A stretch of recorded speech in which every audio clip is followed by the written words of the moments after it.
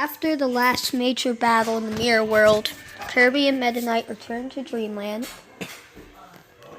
and are about to go about their daily business, but are interrupted when a witch known as Drasha emerges from the sky and turns the land of Dreamland into paint.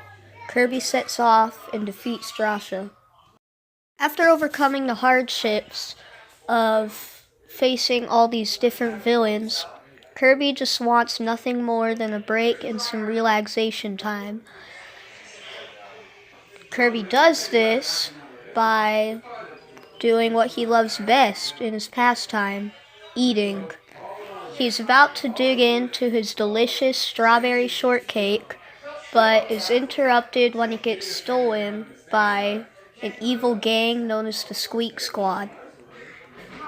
Kirby chases the Squeak Squads all across Planet Popstar, and there's a little mix-up, and somehow Kirby and the Squeaks manage to confuse a strawberry shortcake for a giant, evil, dark eye thing in the shape of a star, and not sure how they did that, but they did it. So eventually this thing is defeated, and the Squeaks give Kirby another cake as an apology for their actions. Patchland, a nice land made of yarn. Meanwhile in Dreamland, Kirby is taking a walk and sees his favorite food sticking out from behind a bush, the Maxim tomato. Now, I don't like tomatoes, so I would never fall for this, but if someone was holding up like a goldfish cracker, I'd definitely go for it. But I don't know if Kirby's ever heard of pedophiles, but apparently not, because he totally forgot about the rumors of people being attacked and turned into fabric. Don't know how that slips your mind. I feel like, like whoever runs Dreamland would, order everyone to stay in their houses, but, he doesn't really care. Anyways, Kirby tries to eat it, but gets sucked up into a sock and teleported to Patchland, where he meets a yarn boy named Prince Fluff, the Prince of Patchland. Patchland has been ripped apart. They restore it, defeat this evil sorcerer person known as Yin Yarn, and Kirby gets another magical sock so he can visit Prince Fluff anytime. Oh, how nice. One day, a giant ship crashes in Dreamland, and Kirby, Dedede, Waddle Dee, and Meta Knight, because apparently they're like a friend group now, like fourth wheel and crap. They all go investigate and stuff, and they find a little alien named Magalore. Remember him, he's going to be important. I wouldn't say later, but more like the whole story.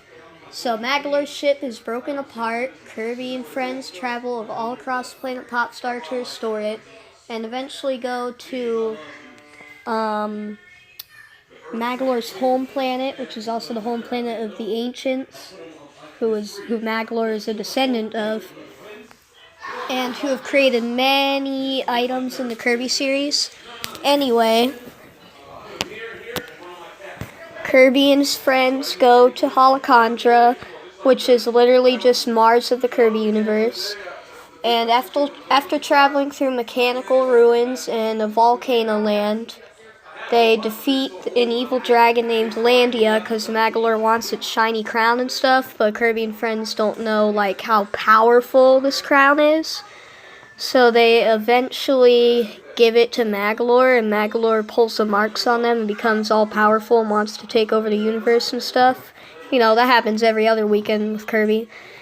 So, Kirby defeats him, and they all go home back to Dreamland and resume their daily activities, eating, sleeping, and... So, as usual, Kirby's off on an island, sleeping in a field, being oblivious. And an evil death god known as Necrodius descends from the sky, and he's like the closest villain. He's like the Kirby villain who's come the closest to defeating Kirby, because he freaking divided Kirby into 10 and killed off all but one of them. I'm not sure why he left one of them alive, but whatever. So Mass Attack follows the theme of Follow Your Heart. Because you literally do that because Kirby has to follow around his star heart, which he got separated from.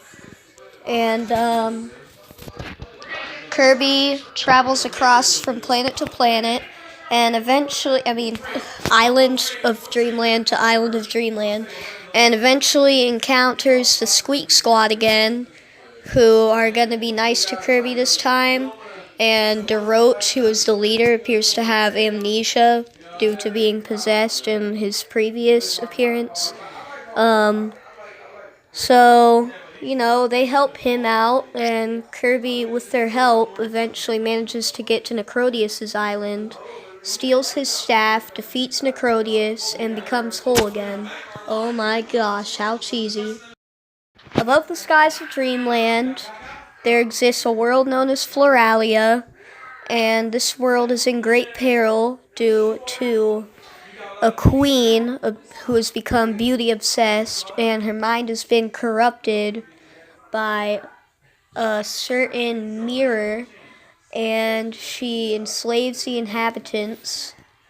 And there is a magical plant planted in Dreamland by these inhabitants of Floralia, and it's supposed to lead the hero of Dreamland, who is Kirby, up to their rescue. But Taranza, who is Queen Sectonia, the evil ruler of Floralia's servant and love interest, he mistakes Dedede for Kirby due to his more luxurious lifestyle, and kidnaps him, and Kirby goes on an adventure to save Dedede. After saving Dedede, Kirby defeats Queen Sectonia with Taranza's help, and everyone goes back home.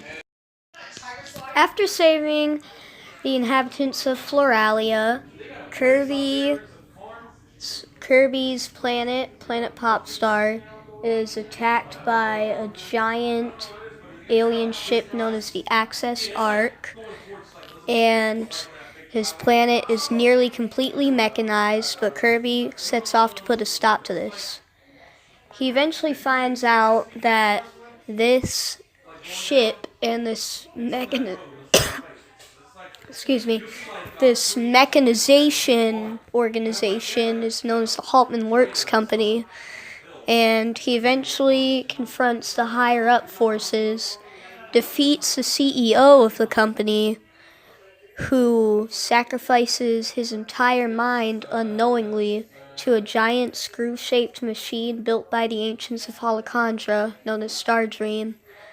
Stardream absorbs Haltman's consciousness and soul, but is eventually defeated by Kirby, who fuses with the Halberd, Meta Knight's ship. After Kirby's last adventure, it would seem that his planet just can't get a break. After the prison of a dark god is shattered and negative energy is scattered throughout the universe, Kirby is given special powers to recruit his worst enemies to his arsenal, who then become his best friends. Kirby expels all these dark forces from the universe and eventually confronts something similar to a cult known as the Jamba Cult. Kirby eventually defeats this cult, and knowing that they're defeated, they sacrifice themselves to the newly rebuilt Jamba Heart, which is the prison of this dark god. The dark god is then able to be repaired and resurrected. Sealed away by the ancients for millennia, this dark god has finally been unleashed and looks strangely similar to Kirby. Kirby defeats this strange dark god, and Kirby hasn't gone on any more adventures since, for now.